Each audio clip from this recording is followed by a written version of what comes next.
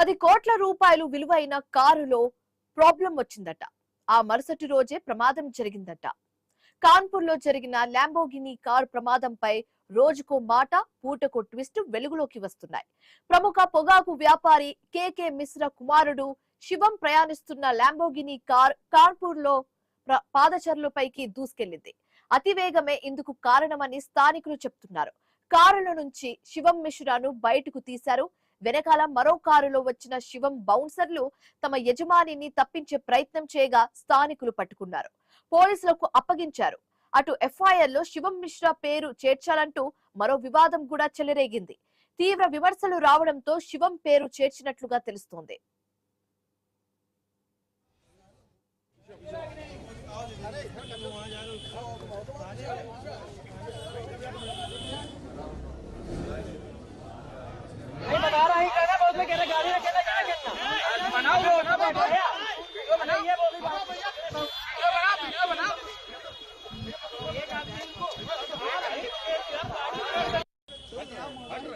हम खोलेंगे तभी तो आएंगे ना, उन्हीं को भेजो। ఇప్పుడు సీన్ లోకి పొగాకు వ్యాపారవేత్త కేకే మిశ్రా ఎంట్రీ ఇచ్చారు.